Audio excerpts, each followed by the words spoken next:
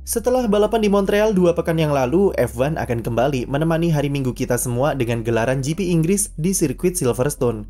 Event GP Inggris bisa dibilang merupakan balapan kandang bagi F1, mengingat dulu ajang ini pertama kali diselenggarakan di sirkuit Silverstone pada tahun 1950, dan ketika F1 kembali ke trek ini, seakan-akan selalu tersaji atmosfer yang berbeda ketimbang sirkuit lain.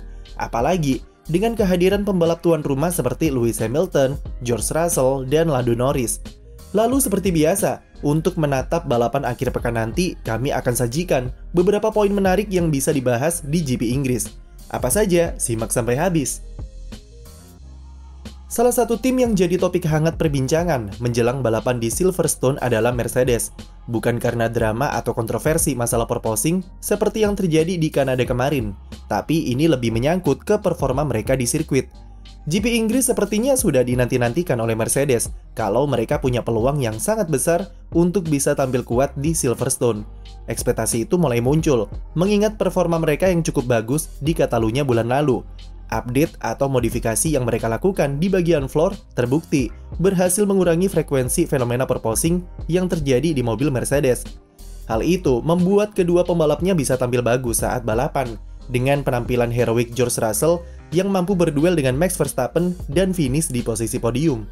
Tapi walaupun bisa tampil impresif, faktanya update Mercedes tersebut masih belum bisa memperbaiki masalah fundamental di mobil W13.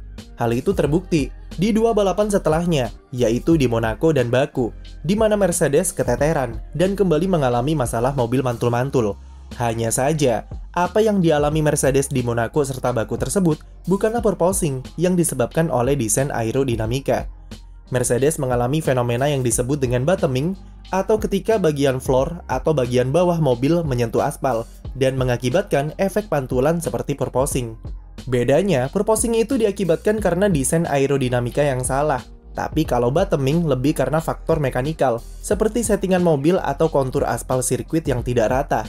Mercedes di Monaco serta Baku memaksakan diri untuk membuat setup suspensi mobil yang sangat keras dan ketinggian floor yang sangat mepet dengan permukaan trek. Itu dikombinasikan dengan aspal yang bergelombang, akhirnya memicu mobil yang memantul secara ekstrim di sirkuit. Apa yang membuat Mercedes begitu percaya diri untuk bisa tampil kuat di Silverstone nanti adalah faktor karakter sirkuit yang lebih cocok ke mobil mereka. Mercedes sejauh ini punya keunggulan tersendiri di tikungan cepat serta medium dan aspal trek yang halus. Silverstone adalah sirkuit yang punya itu semua, walaupun untuk segi aspal masih terdapat beberapa bagian trek yang sedikit bergelombang. Meskipun masih ada kekhawatiran soal masalah porpoising atau bottoming seperti yang dikatakan oleh Lewis Hamilton, kalau ia masih belum tahu bakal seperti apa mobilnya ketika melibas tikungan Copse sampai Maggots dan Beckett's. Tapi jika kita melihat performa Mercedes di Kanada 2 pekan yang lalu, di mana mereka bisa menampilkan balapan yang bisa dibilang cukup impresif, maka tak ada alasan bagi tim Silver Arrows ini untuk menghilangkan rasa optimis mereka. Race pace yang mereka tunjukkan di Montreal bahkan masuk ke salah satu yang tercepat dan tidak tertinggal jauh dari Red Bull atau Ferrari. Itu ditambah dengan Mercedes yang punya track record bagus di GP Inggris dengan mengkoleksi 8 kemenangan dari 10 event terakhir di sirkuit Silverstone. Jadi mereka pasti sudah tahu betul bagaimana cara menyiapkan mobil yang cocok dengan karakter sirkuit legendaris ini. Plus, Mercedes juga menyiapkan beberapa update yang akan diberikan akhir pekan nanti. Update ini ditargetkan bisa membuat Mercedes tidak lagi menerapkan settingan suspensi keras di mobil W13 seperti balapan-balapan sebelumnya. Mereka memungkinkan akan mengeluarkan modifikasi di bagian suspensi belakang yang bisa berpengaruh ke bagaimana ketinggian floor diatur saat balapan. Hal tersebut diharapkan bisa menambah performa Mercedes di tikungan cepat, tanpa harus takut mengalami pantulan di mobilnya. Itu juga berhubungan dengan dimulainya penerapan Technical Directive FIA soal porpoising akhir pekan ini, yang akan menerapkan batas aman frekuensi pantulan yang dialami oleh tim. Meski Mercedes cukup positif dan optimis di Silverstone, tapi jujur saja, kami tak begitu yakin mereka bisa menang di sana, kecuali kedua mobil Red Bull dan Ferrari terkena masalah. Tapi bisa tampil dan finish di 5 besar sebagai tim tercepat ketiga itu sudah cukup memuaskan bagi Mercedes. Dan yang terpenting, mereka tidak tertinggal terlalu jauh dari dua rivalnya di papan atas. Lalu, bagaimana dengan situasi peta persaingan perebutan gelar juara dunia? Red Bull sudah jelas ada di atas kertas dengan keunggulan yang mereka punya di klasemen dari rivalnya Ferrari.